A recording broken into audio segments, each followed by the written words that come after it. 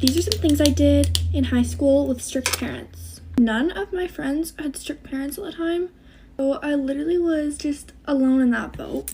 And my parents were the only ones who would track me, so they could go wherever they wanted, but I just simply could not. Whenever I didn't want my parents to know where I was, I would put my phone in my best friend at the time's mailbox, but I wouldn't tell her.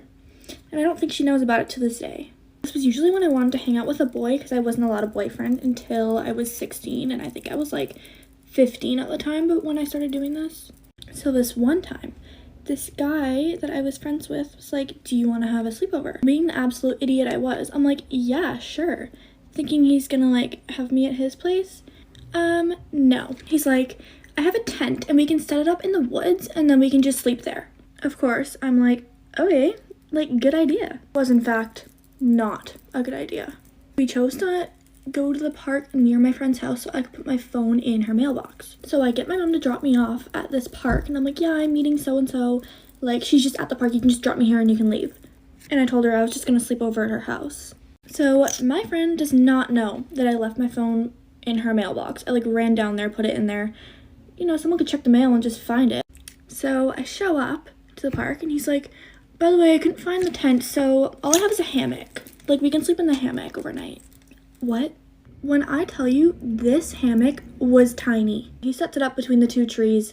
We hang out in the freaking hammock. We literally watched the animated Disney movie Coco, but like the whole movie. Then it starts getting dark out and I'm like, oh my god, this is kind of dangerous. Like, the part of town we were in is really sketchy. So we decide to leave, but that means I have to go pick up my phone from my friend's mailbox and text my mom and be like, yeah, me and so-and-so had a fight, so we're not hanging out anymore. So I get my phone out of the mailbox and then I sit like in front of her house, but like so she couldn't see me, and waited for my mom, and she's like, why are you out here and not by her house? And I'm like, I don't know. Another time I was actually hanging out with my friend and then I decided I want to hang out with a boy and leave her. How rude. Clearly I was desperate or something, because like that's a horrible friend. So then this guy's like, yeah, we can just go back to my house and you can like sleep over. And I'm like, okay. Yeah, that didn't work out and I was almost homeless for the night. Once again, I had left my phone in her mailbox, so there was that whole issue. How was I gonna get back to it?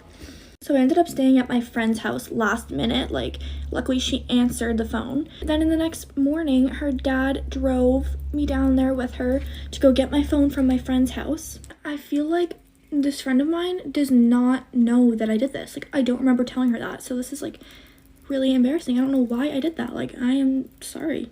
I'm honestly surprised that nobody at her house saw my phone in there, because like half the time when I put it in there, there'd be mail. So like nobody checked the mail, or anyway, that was a long time ago and I'm literally nothing like that anymore. I don't know who I thought I was, but my mom also follows me on this TikTok, so she's gonna see this and be like, girl, what?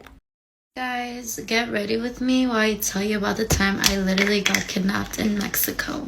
This happened about literally last year. It's about to make a year and I haven't really told no one about it, because honestly that was like one of my scariest experiences like I've ever gone through, and till this day I'm still scared. So yeah, I ended up going to visit family in Sinaloa, and we ended up going to Mazatlan for like 2 nights. It was our last night there, and me being me suggested we go to like a high-end club. I was like, you know, I want to spend my money, like I want to go to a nice club. My cousins ended up, you know, agreeing with me, and they're like, okay, like we're gonna go to El Clásico. And El Clásico is like those really good clubs where like all the musicians go, and it's just like a really high-end club. So we ended up going, but before we went, like I had this feeling. I was like, oh, I don't know if like I want to go, because that whole day we're at the beach and I was already exhausted, but I'm like, I'm gonna have FOMO. If I don't go, like I'm gonna be like crying. So I'm like, no, like let's suck it up, like let's go. We ended up going and getting there.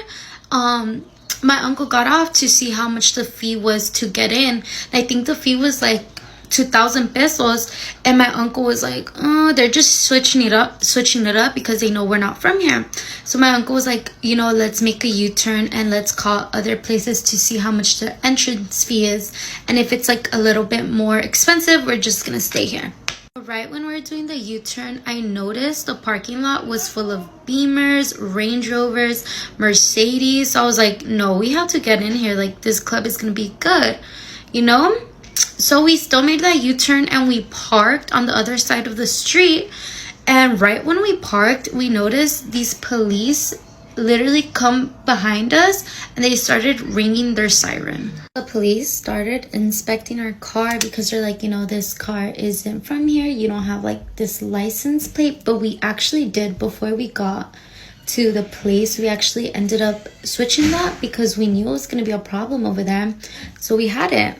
Basically, they started like literally going through every inch of the car, and then my aunt was like, hey, like look at their hands because they're known to stash drugs and blame it on you and get money out of you. So we're looking at their hands, but long story short, they ended up stashing the drugs inside of my uncle's pocket. Like literally, they're like, your uncle has, and we knew he didn't have. They literally stashed it. Part two. This is part 2, but basically my uncle was like, go back to the hotel and grab, you know, your grandma and go back to like where we're from. And it was like 6 hours away. So the police heard and they're like, you know what, you guys aren't going nowhere. The police literally got into our car and started driving us around while they took my uncle into their car. So we were like, because he literally had like guns on him, he had like all these arms, and it was like literally 10 cops against like us 4. At this point, they literally took away everything. They took away my money, they took away my ID, they took everything away from me. And I remember we're offering the guy money.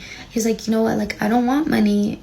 And I just remember that day I was like, you know what, like I'm gonna die here, because he was literally driving us around for like 40 minutes and it wasn't even in the city no more. It was like in these really dark alleyways. And I remember I was just crying because I was just so scared, and they didn't give up. Like they did not give up. Finally we offered them like everything we had, like all of our money and stuff, and they literally gave in. They took every penny we had that night, like everything. And it was just such a fuck situation because apart from them being like, you know, fed up to us, we didn't have no more money left, and they left us alone. But before they left us, they literally took photos of every inch of the car. They took photos of us, like, and they knew every, like, our names and everything. After they let us go, we ended up going to a club, literally the most pobrecito club ever, because we had no money and I wasn't gonna sleep, you know, traumatized. So my uncle was like, you know what guys, like let's go to a club. So we ended up going to like this little club. It was fun, I guess, but yeah, don't ever park in Mexico because you literally get kidnapped by the police. And